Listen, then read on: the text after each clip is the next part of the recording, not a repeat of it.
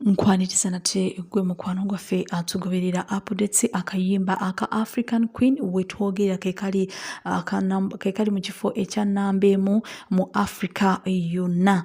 Akayimba kano omwalimu Two Face Baba nga yayimba akayimba kano nga akayimbira mukyala we oba ex-wife amanyikiddwa nga Annie Idibia. Oluvannyuma lw'okubanga ababiri bano basisinkana nga bato nga Annie Idibia yalina emyaka 15 ate Two Face Baba nga yalina emyaka 24. Ababiri bano oluvannyuma bafumbirikanwa wabula relationship yaabwe mubaddemu ebituli okumala emyaka mingi nga Annie Idibia yavaayo n'akakasa n'agamba nti Two Face Baba omwana wa Annie Idibia eyasooka yali mwana wa kutaano owa Two Face Baba.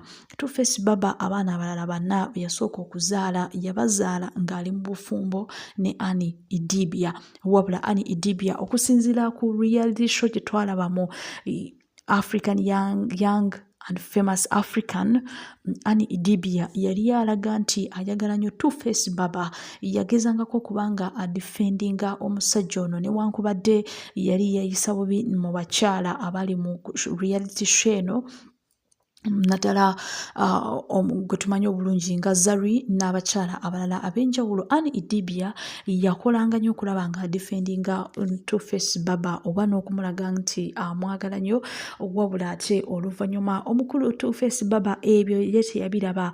Two Face Baba yagenda maaso n'okuba nga atukubako amawulire ag'okudeetinga omuwala omupya amanyikiddwa nga Natasha.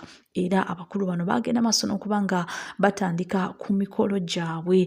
Kakati akayimba kano akayimbibwa Two Face Baba ng'akyali mu mukwano ne Annie Idibia nga bakyali bato. Akayimba kano kati kahitinze number 1 ku Billboard mu Africa yonna, ke kali ku kifo ekisooka ekyongedde okulaga nti akayimba kano katrendinga nnyo ne katuuka ku buli muntu eyalaba eyali African Queen okubanga ate asuliddwawo nga kasasiro. Annie Idibia yagenda maaso n'okuba nga ate ekintu kino akiwelkaminga ekyali kituuseewo, era nga bwe twogera Annie Idibia ye ayongedde okunyirira, takyali oli gwe twali tumanyi obulungi eyafiiriranga ennyo Two Face Baba. Kakati bwe twogera Annie Idibia alabika bulungi ate agenda maaso n'okuba nga akola emirimu gye mu mirembe. Stay tuned.